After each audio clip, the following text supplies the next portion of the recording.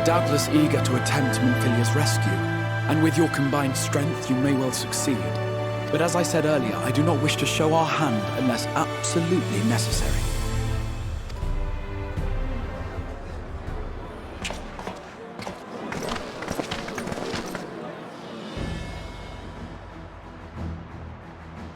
Twas not merely the night sky that you restored to us, but hope.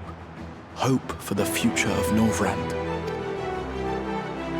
Unlike you, we cannot contend with the Light Wardens, but so long as hope burns in our hearts, we will fight on regardless. This I will prove to you.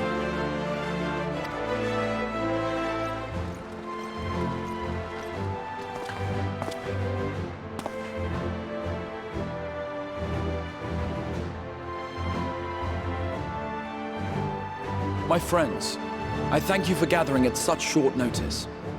There is something I would ask you all.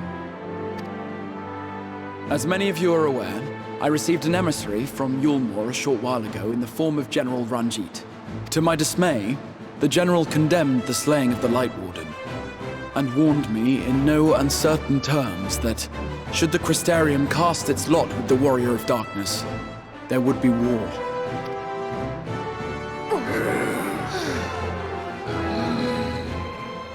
Let none be mistaken.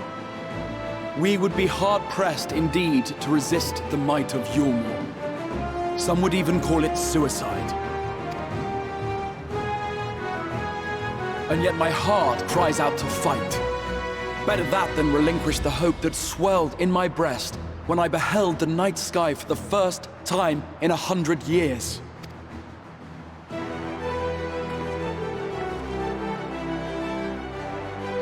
Or so says my heart. My mind, meanwhile, reminds me that to follow my heart would be to risk everything we have accomplished thus far. Clearly, this is not a decision to be made lightly, nor less alone. And so I put the question to you all. What should we do?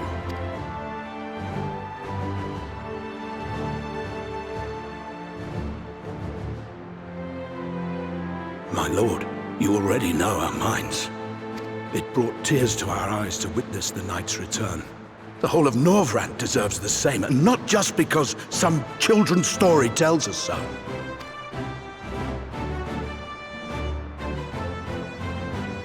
Eulmore's influence is far-reaching. Should war break out, trade would be subject to restrictions. The flow of goods will dry up, and we will struggle to make do with what little trickles through. But make do, we will. Aye, we can weather such hardships. Is that not the very thing the Crystarium was built for?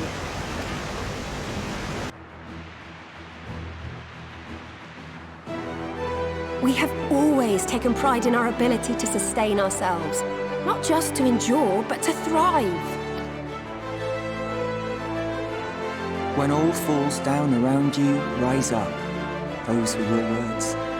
There may come a day when all hope seems lost, but even should the rest of the world give in to despair, we shall not. We shall fight on, that our children and our children's children might know a better tomorrow. Rousing words apart, I never much cared for those Eulmoran bastards anyway. No better than common swindlers, most of them. Wouldn't know a fair deal if it came up and kissed them on the arse. Trust you to spoil the moment.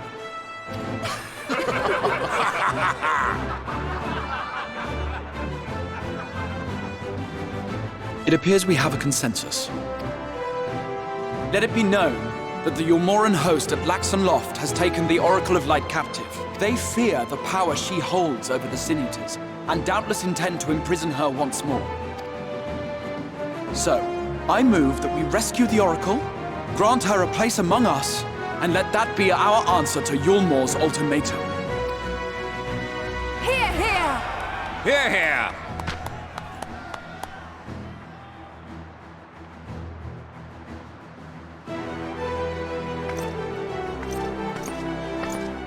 In planning a strategy for the rescue, I open the floor to you all.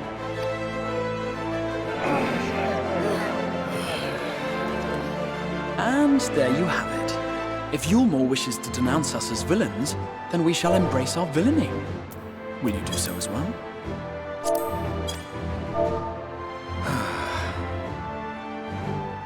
We will not be outdone.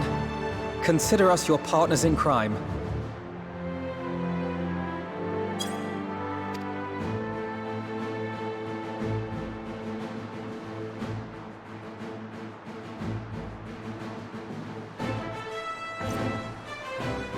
My lord, our proposal is as follows.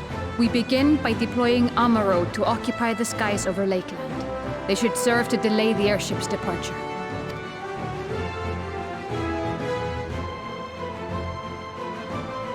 At the same time, we scatter dream powder from the air. Not all will succumb to its effects, but it should thin the enemy's numbers, affording us an opening to swoop in and liberate the Oracle.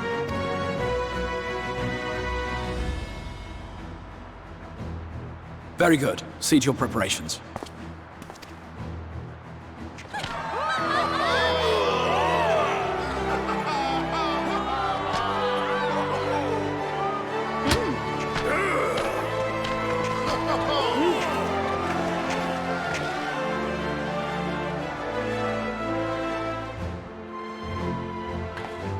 And what exciting crimes would you have us commit? Speaking for my fellow villains, I'd say we're capable of most things, though we draw the line at indolence.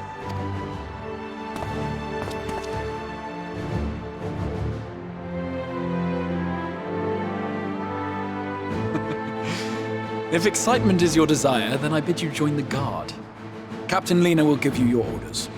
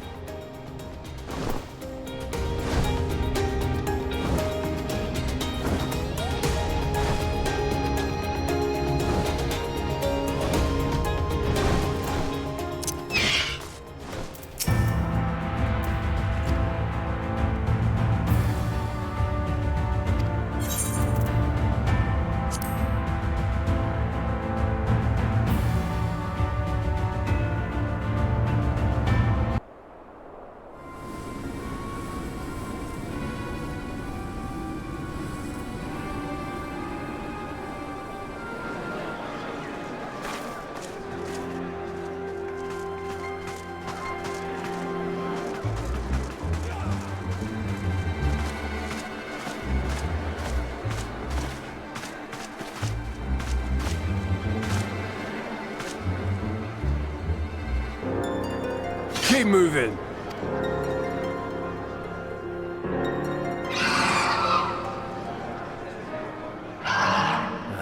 What now?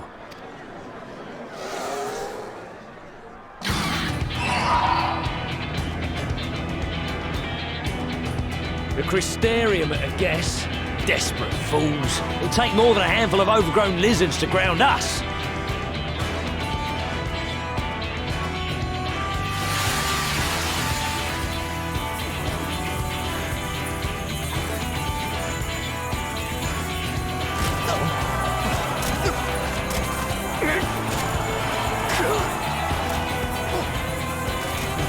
You're gonna be... Sound the alarm!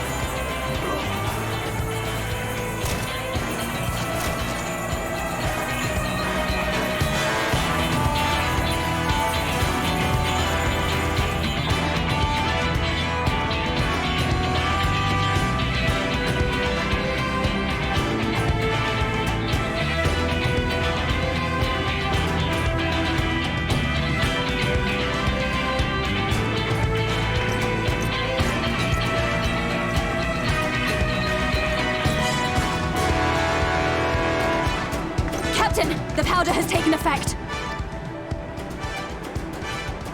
It is time. Let us free the Oracle from their clutches.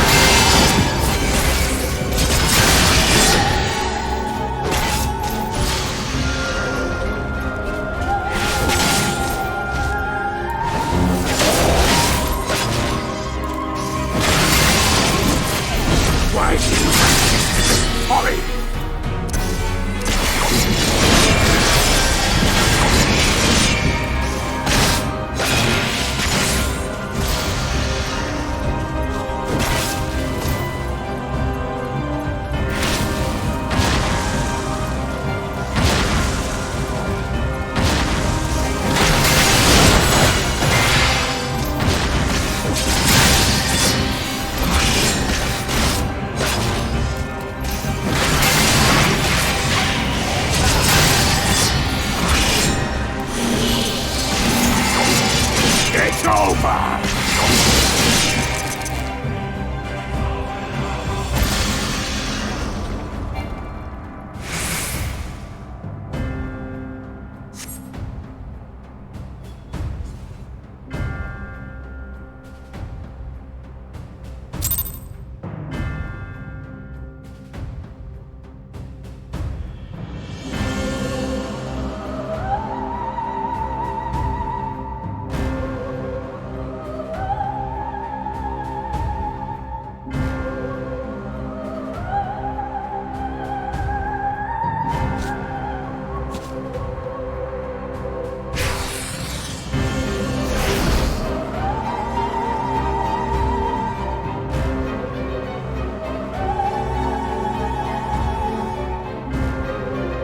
You, boy. You bear a striking resemblance to the artist my master seeks. By all means, keep your counsel. You will all have ample time to confess your crimes back in Eulmore.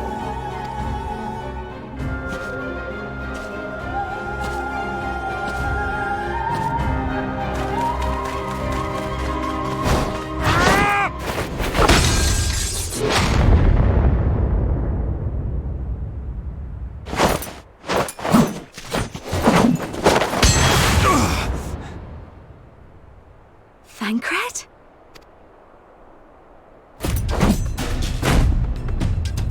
So, you are the wretch who stole her from us. And what if I am?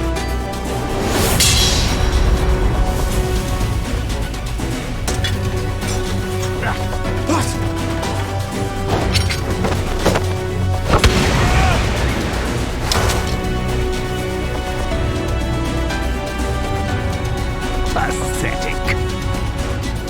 Vermin such as you are not worthy of the Oracle.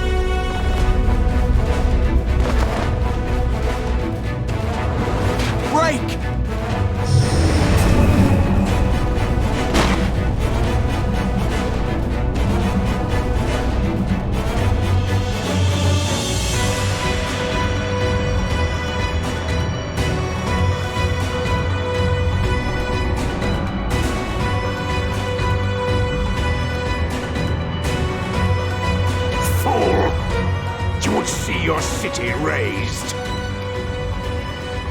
I would sooner see it razed than conquered. Suffice it to say, we are ready to receive you. What now, Exarch? Will you face me yourself?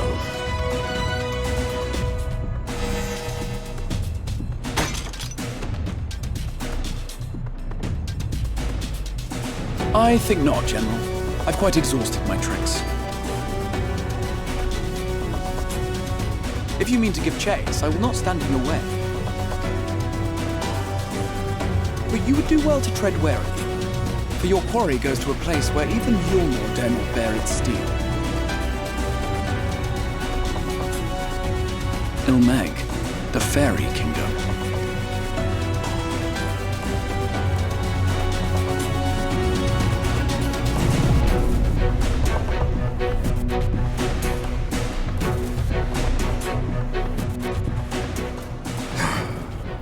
Think that mountain of indolence still had the energy to unleash his hounds. Even the most pointless of conflicts may alter a world's course. And now the plan has gone awry. But how? How did the so-called Crystal Exarch bring the hero of the source to the first? As if I didn't have enough on my hands already.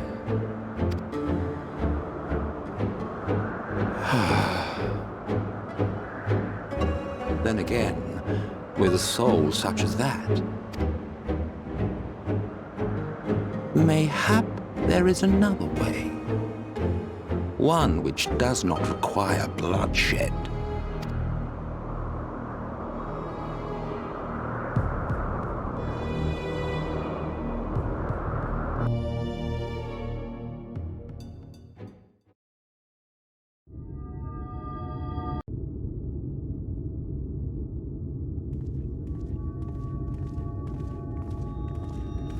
Not so long ago, here in the shadow of the northern ranges, lay the great kingdom of Verbert. A nation with a proud history that the Sin Eaters cut short, just like all the rest. Since that time, these lands have become a haven for Fey folk. Dreamers frolicking amidst the ruins of a forgotten realm.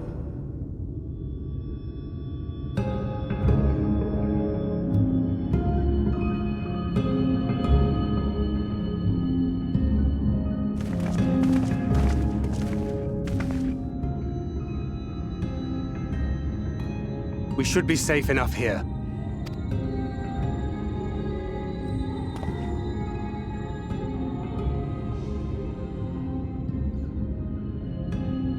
It's good to see you again, my friends.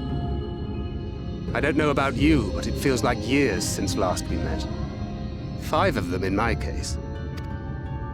Why, it only feels like 1 to me, but long enough to warrant a more convivial reunion either way. What brought you to Laxon Loft?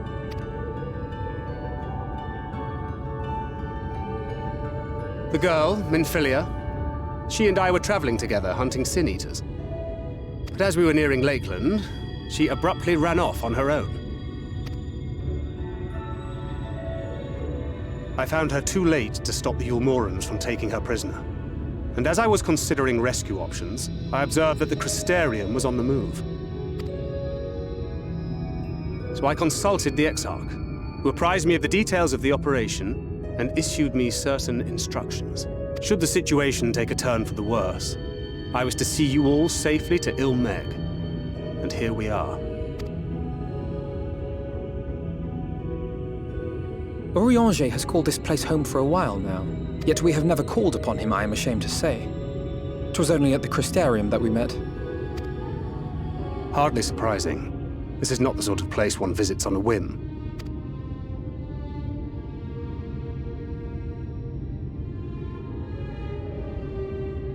Happily, having trespassed on Urianger's hospitality for a spell, Minfilia and I have an idea of how things work around here. Sooner or later, the Eulmorans will come after us. But before they do, the Exarch bids us accomplish 2 things.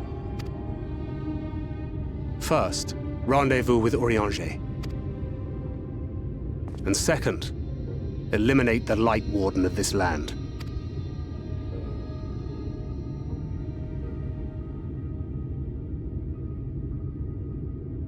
So, Minfilia. What made you leave Thancred behind, if you don't mind me asking?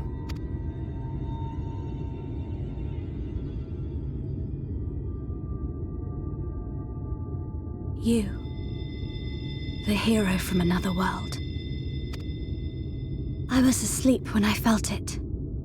A presence. Someone I was meant to meet. They were close and I knew I had to go to them. But with all the commotion in Lakeland, I was afraid that Thancred wouldn't let me. And would I have been wrong? Had I arrived a moment later, you would be back in your cell in Eulmore. And now we have Ranjit snapping at our heels. You really have outdone yourself this time.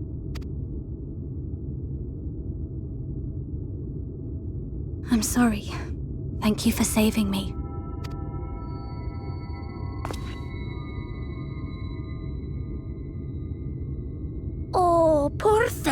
being scalded sore.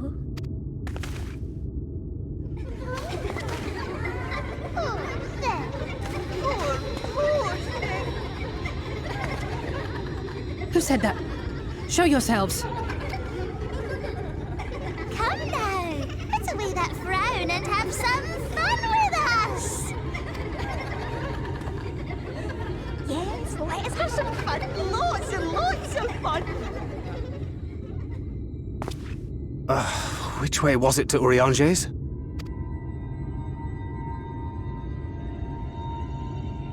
We've been there so many times, but I can't. Why can't I remember? Damn it all. We're already caught in their spell.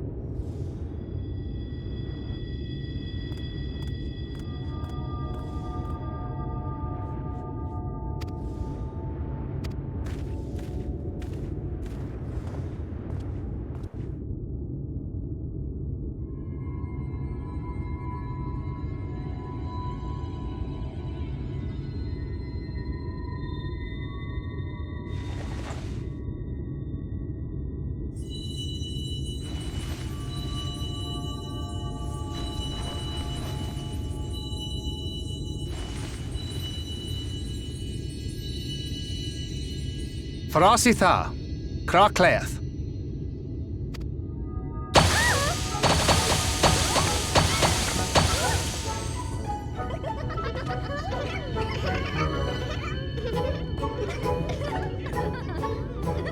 Oh, we're found! How did this mortal know our trick? Wait! I recognize their souls. These two have been here before. Look!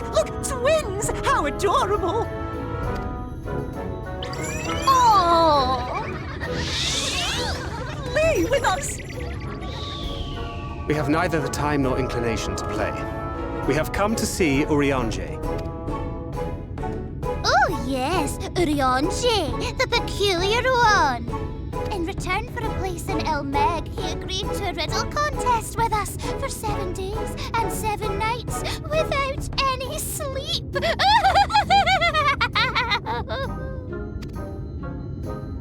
Oh, that was so much fun! We must do it again!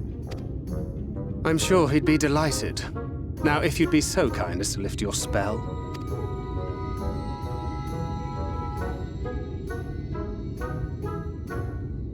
Shall we? Should we? Would we? What now? I don't know, but this is their home, so we must indulge them.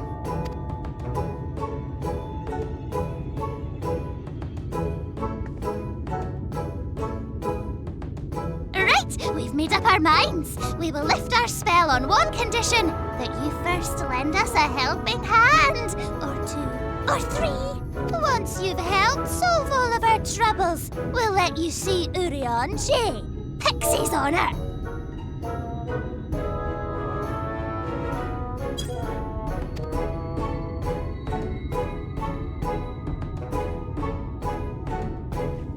Well, there you have it. Pixie chores.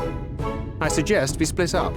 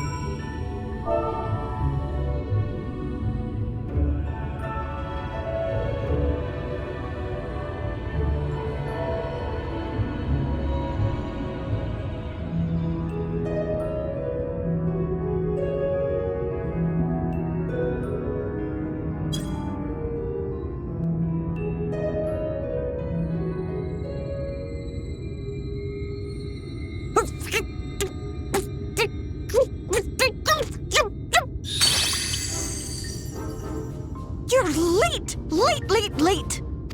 I've been waiting for you to summon me ever since you came here. Waiting and waiting and waiting.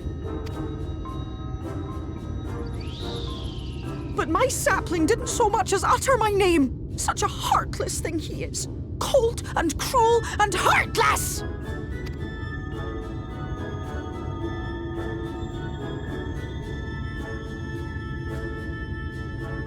Another self-important little brat. Just what we need. Reminds me of my childhood.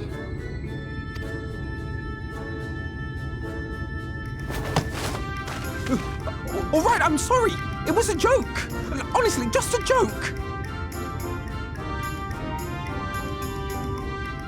But just now you called for me so earnestly, so fervently.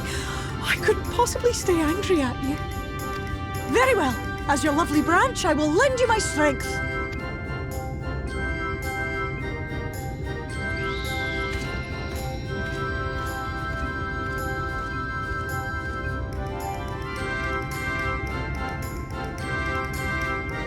Well. If it isn't Feo Ul, the mulled field. It's been too long. Not long enough for you to think of any new games, though, apparently. If I were you, I'd be bored of myself. Now let me make something clear. That mortal is mine. No matter what you do, he will never be yours. Never, ever! Oh, not even a bit. But what about the others? Surely we can keep them. No, you can't keep them either. They're for my amusement and mine alone. And if you lay so much as a finger on my sapling, I'll scatter the contents of his bag all over your precious village. There'll be cold, hard metal, furry, festering food, stinky, sweaty small clothes, and all manner of other terrible, unmentionable things. How would you like that,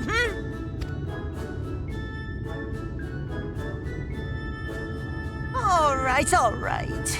But will you not at least let us play with the twins? Just while the others go and see Urianger? Aye, that's all we ask. And we promise we'll play nicely. It seems we won't be joining you. Aye! We'll reveal the hidden vernic to you at once.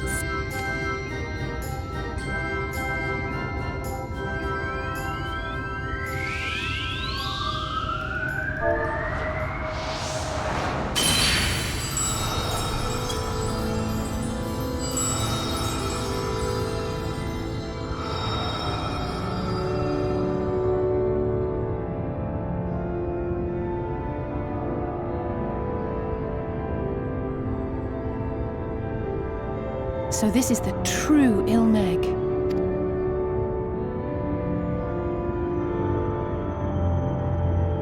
How are you feeling? Better. I think I remember the way now. Apologies for the delay. Shall we go and see Urianger? Your lovely branch is useful, yes? So whenever you're in trouble, you must remember to make use of me!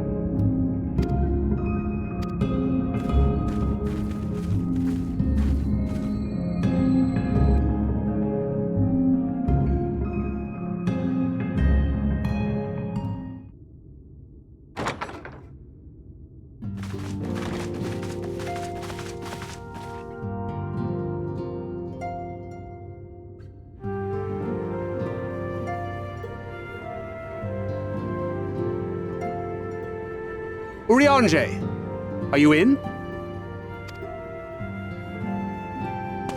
Unto a world weary of heroes, a hero wends his way. The Exarch did send word that thou wouldst seek me out, but ne'er did I imagine thou wouldst arrive so soon.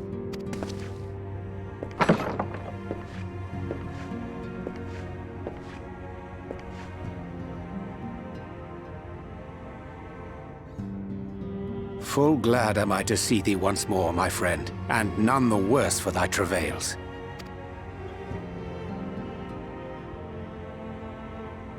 Run along, Minfilia. We will meet you outside. But... Another one for you to imbue, if you'd be so kind.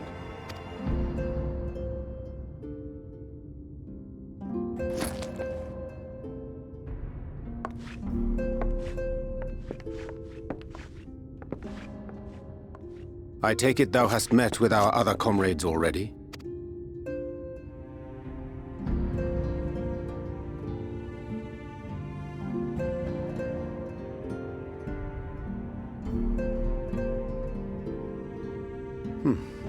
That Master Alphinaud and Mistress Alisae now travel in thy company is of great comfort to me.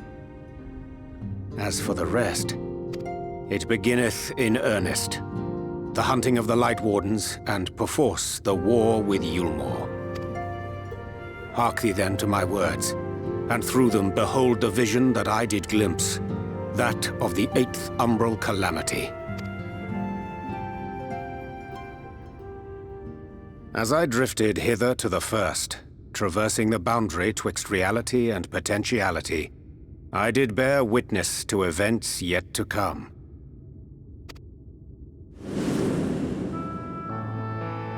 There I saw the combined forces of Eorzea and the Far East offering fierce resistance to the legions of Garlemald. So fierce, in fact, that they did begin to push the enemy back. Ilm by painful ilm at first, then yalm by yalm, and malm by malm in time. Yet the joy they felt was short-lived, for in so doing they did force the Empire's hand. Faced with defeat, the Garleans turned to a weapon most vile: Black Rose. Its potency defied all reckoning. Once released, the gas took on a life of its own, wreaking untold carnage not only in Eorzea, but in the provinces of the Empire besides. From fighters upon the front lines to babes in their beds, none were spared. And as the casualties became too numerous to count, so did the fabric of civilization begin to unravel. Nor did the land itself escape unscathed. For spreading from the site of its release, Black Rose brought death to the very soil. To survive amidst the chaos and upheaval, men came to live by the sword, the rule of law giving way, inevitably, to the rule of might. Thus was the spark struck and the fire kindled, and swiftly did it spread as a blaze in a field of straw to engulf every corner of the world. Nations worthy of the name did then cease to exist. And those souls brave and true who might have risen to restore order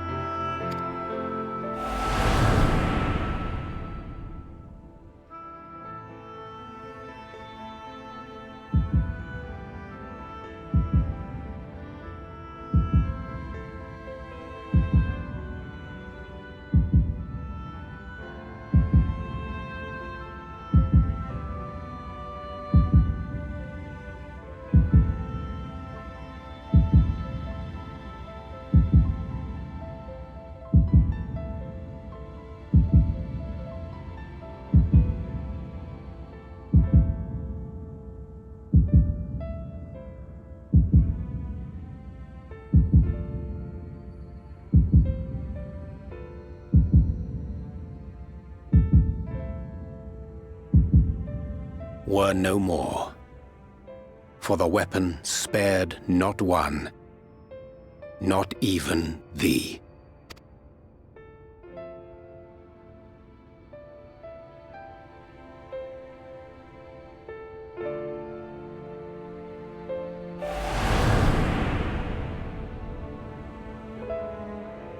an endless age of war, begotten by the blight of Black Rose. Such is the legacy of the 8th Umbral calamity which I did behold.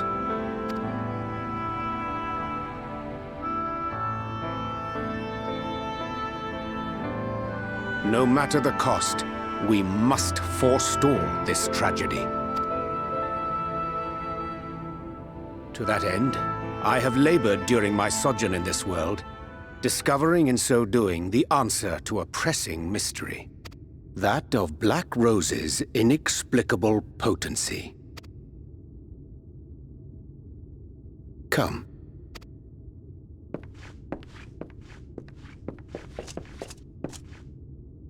Dost thou recognize yonder chart?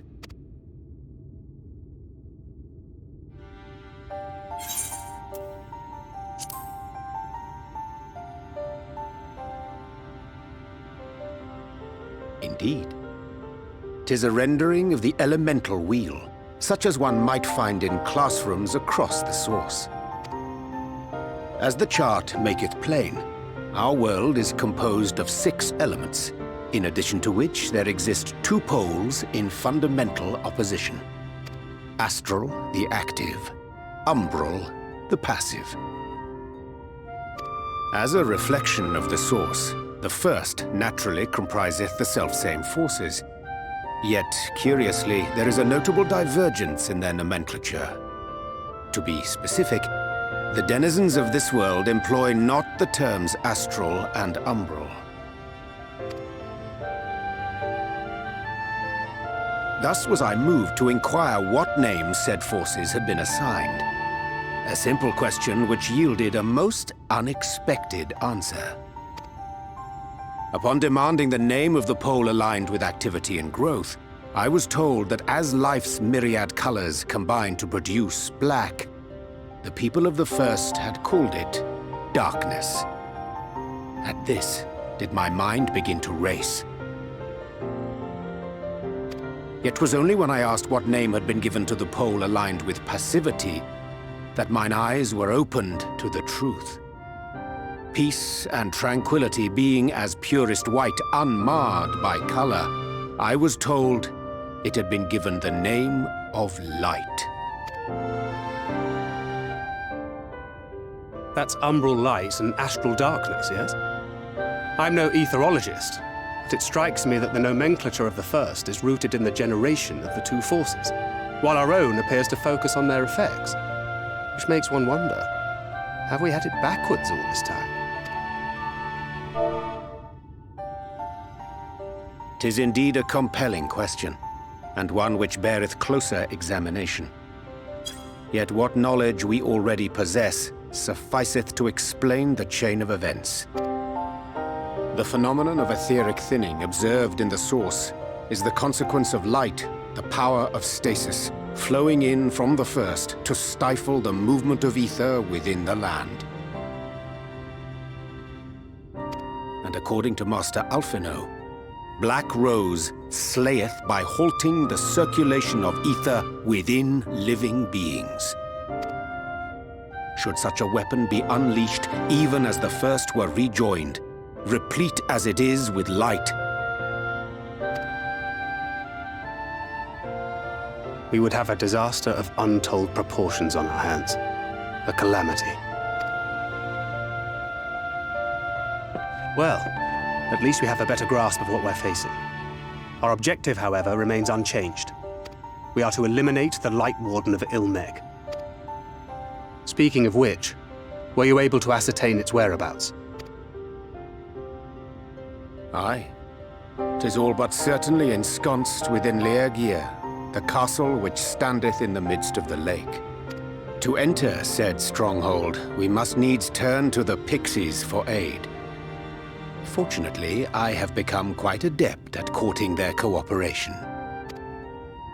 Henceforth shall I accompany you, and do all in my power to ensure that my vision doth not come to pass.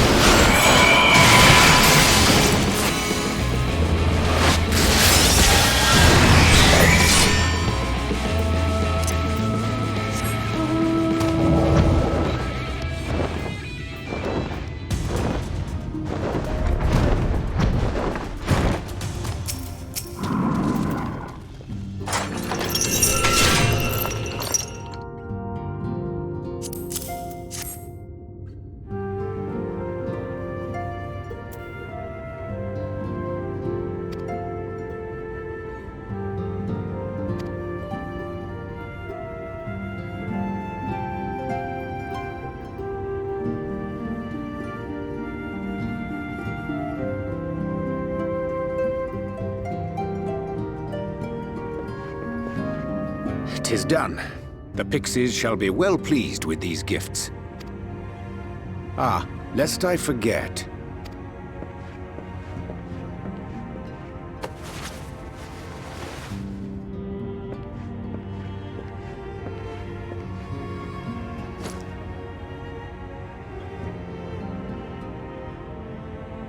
White auracite, newly forged for thy use.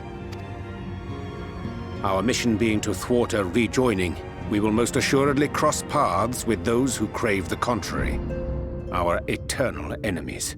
Thus did I choose to abide in this ether-rich land, the better to fashion a trap for the Ascian's essence.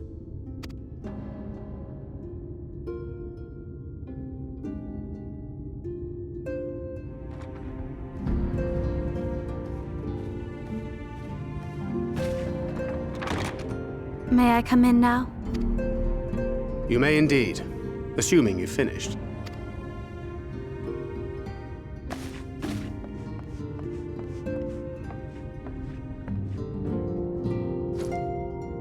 I did as you asked. That's my girl, thank you.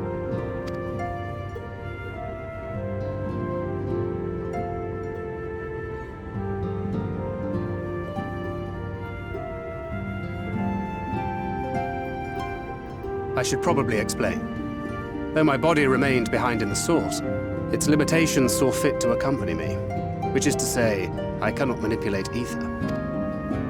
I took up the gunblade for its defensive advantages, but on account of my little impairment, I cannot imbue the ammunition myself. Luckily for me, Minfilia has quite a talent for it. Minfilia, once we set forth, we are not like to return for some while. If thou wouldst choose tomes to take with thee, let it be now. Really? May I? Of course, my dear. Yet have care thou dost not add overmuch to thy burden, lest I incur Thancred's ire.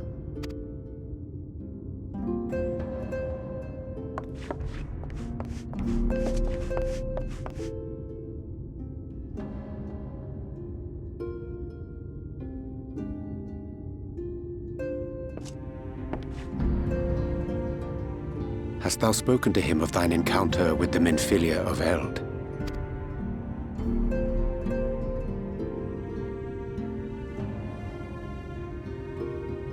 Well, I suppose now is as good a time as any.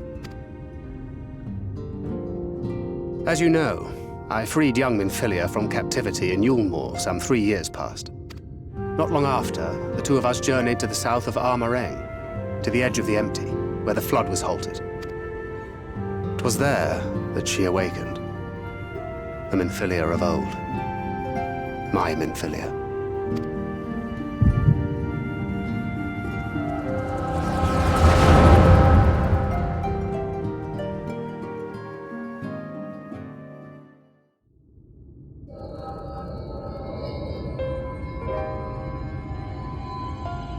Tell me, what must I do to bring you back?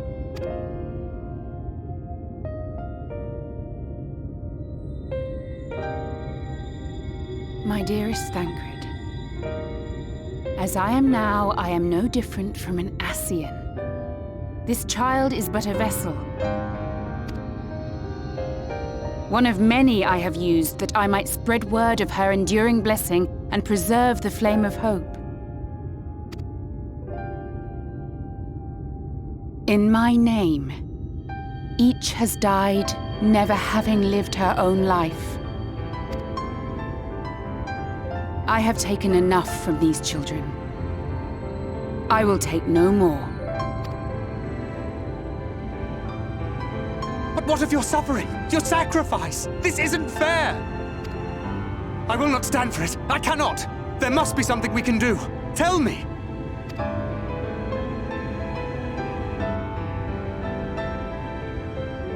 Should the day come when this child grows weary of fighting and wishes to cast it all aside, then shall I take up her burden. But should she wish instead to become the master of her own destiny, then shall I bequeath to her my all.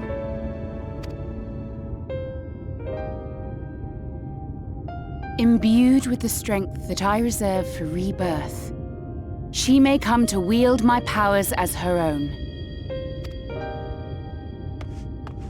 And what of my wishes? What of Flamine's? What of all the people who love and care for you and want nothing more than to see you again?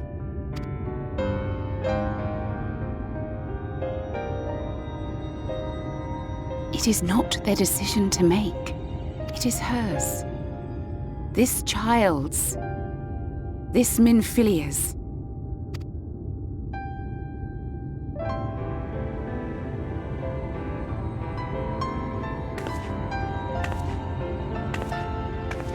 You have ever watched over me, Thancred.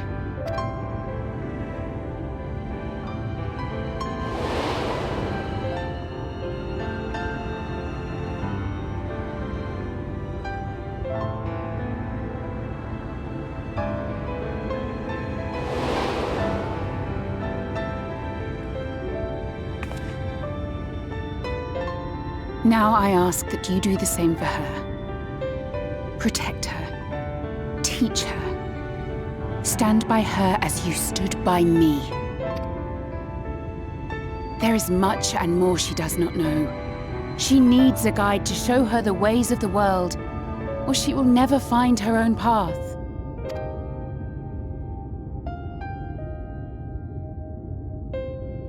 When the time comes, you will find me here. Until that day.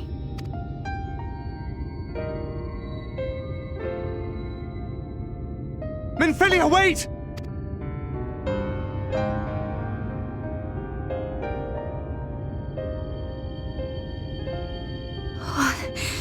What happened?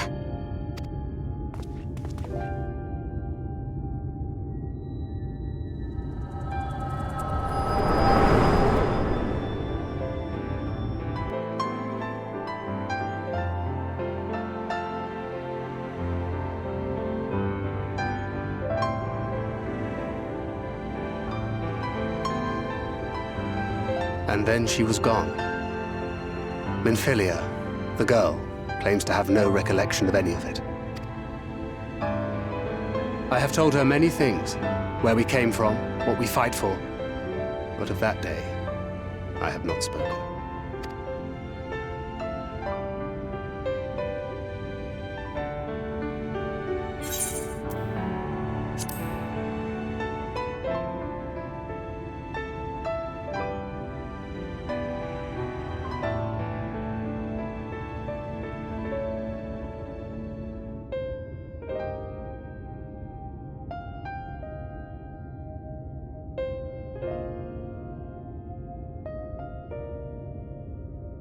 With the coming of another possessed of the blessing of light, the first hath begun to rise up in defiance of its fate. The question remaineth, however, who shall take up the flame of hope which Minfilia hath borne for so long? Whether we will it or no, the choice must soon be made.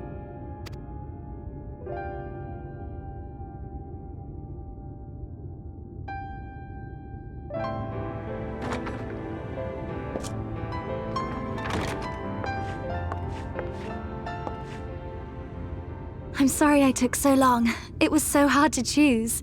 In the end, I settled on just the one. That is well. Now, if all is in order, let us set forth for Leader Loran.